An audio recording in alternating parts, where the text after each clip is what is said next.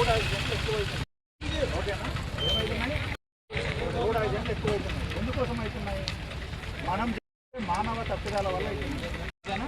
మానవ తప్పిదాలు ఏంటంటే ఒకటి హెల్మెట్ పెట్టుకోవడం, రెండోది సీట్ బెల్ట్ పెట్టుకోకపోవడం, మూడవది తాగి డ్రంక్ అండ్ డ్రైవ్ చేయడం, రాంగ్ రోడ్ వెళ్ళడం, రైడింగ్ వెళ్ళడం, సిగ్నల్ జంప్.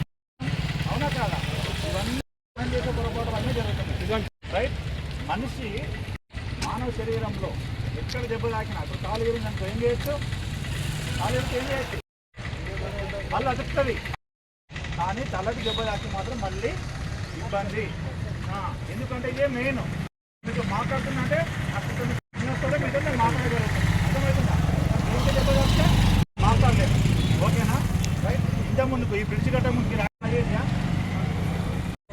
బ్రిడ్జ్ కట్ట ముందు ఇక్కడ యాక్సిడెంట్ ఇప్పుడు ఈ లోపలికి వచ్చేది బయట అయ్యేదియా? ఎక్కడైతున్నాయి? రాంగ్ రోడ్లో పోయిన దగ్గర మూల మీద అవుతుంది. మన కరువు ఉంది కదా, కరువు కూడా అవుతా ఉంది. సో నేను ఏమంటే మీరు బండి నడిపేటప్పుడు ఏకాగ్రతతో నడిపియాలి. ఎంతమంది బండ్లు ఉన్నాయి? 2 వీలర్స్ ఎంతమందికి ఉన్నాయి? ఎలా కొట్టాలి? అందరికి ఉన్నాయిగా. మరి ఎంతమందికి హెల్మెట్లు ఉన్నాయి? అందరూ ఎవరికి లేవు. ఇప్పుడు చూడండి ఎంతమంది ఫోన్లు ఉన్నాయి? సెల్ ఫోన్ లావటర్ వస్తారు అందరూ. లావటర్ తీయరు, బయట తీయండి. తీయండి, ఏం కాదు. మీ సెల్ ఫోన్ బయట తీయలే ఉన్నాయా? ఎవరి ఉన్నాయా లేవా? లావటర్ ఏం చేయాలి? లావటర్ ఉన్నాయి కదా. వీటి వెనక దింపరు, వెనక దింపరు, ఇలా వెనక దింపరు. వెనక ఏమున్నది ఒకటి ఉంది కదా, దాన్ని ఏమంటారు? పౌచ్. ఫోన్ 10,000 దానికే మీరు పౌచ్ కొని వేసి చాలా దెబ్బ తాకుతుందా అని. మరి మీ ప్రాణానికి విలువలేదా? లేదు కదా. నేను అన్నది అర్థమైందా? నేను అన్నది అది మంచిగా వస్తుంది. మంచిగా నేను అన్నది ఏమర్థమైంది మీకు? హెల్మెట్ కొని కదా మన ప్రాణాన్ని పెట్టుకొని ఇబ్బంది పడతాం. 10,000 సెల్ ఫోన్ మాత్రం కవర్ కొని పెట్టాం కదా.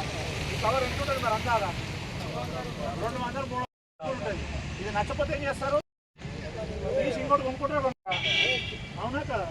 కదా. మరి అలాంటప్పుడు ఒక మంచిగా 1000 రూపాయలు పెట్టి ఒక హెల్మెట్ కొనుక్కుంటే మీ మంచిమే కదా.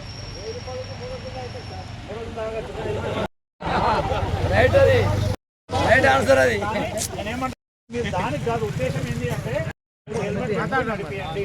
ఎందుకంటే మీరు ప్రయాణం పొద్దుగల బయలుదేరు, సాయంత్రం ఇంటికి పోతారు. హెల్మెట్ ఉంటే నువ్వు ఇంటికి సేఫ్గా పోతావు. నీ ఫ్యామిలీ మంచిగా ఉంటుంది, మాకు కూడా ఇబ్బంది ఉంటుంది.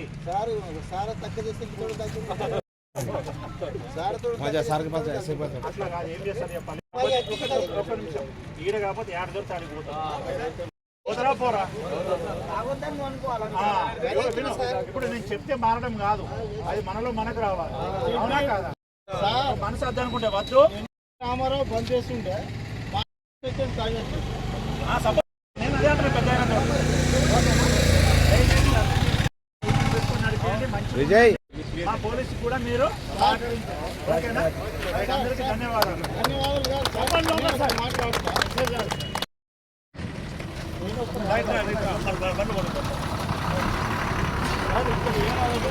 ఇబ్బంది అవుతుంది.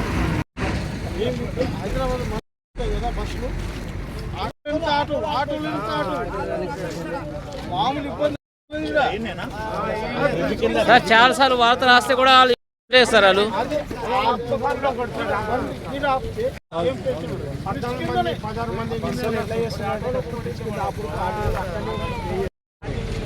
చాలా ఇబ్బంది చెప్పేది బస్సులో దిగుతున్నాను కదా, ఆ బ్యాగులు చూసుకొని ఆటోలు వేసుకుంటాను. నాకు అర్థమైంది. ఒక నిమిషం వినండి. మీ యొక్క ప్రాబ్లం మాకు చెప్పారు కదా, మేము అది రెక్టిఫై చేస్తాం. ఒక 1 వీక్ టైం. ఓకేనా? నేను ఏమంటాను అదే చెప్తున్నాను అన్న. వాళ్ళ కౌన్సిలింగ్ చేస్తాం. ఆటో వాళ్ళు ఎవరో కాదు కదా, మనోళ్ళే కదా. మరి మనోళ్ళు కాదు, మనోళ్ళు అంటే మన మనుషులే కదా. అదే ఒకటి అట్లా అనుకోదు, ఎప్పుడు అందరం ఒకటే. కాకపోతే వాళ్ళు ఇంకో కానీ ఫస్ట్ మనం భారతీయులు. ఒక నిమిషం విను. ఆడ ఆటోలు కాకుండా మీకు ఇటు అయితే కొంచెం అవతల సైడ్ అయితే అవతల సైడ్ పెట్టేస్తాం. ఓకేనా? చేస్తాం. ఓకేనా? బ్రిడ్జ్ కింద చేయొద్దు.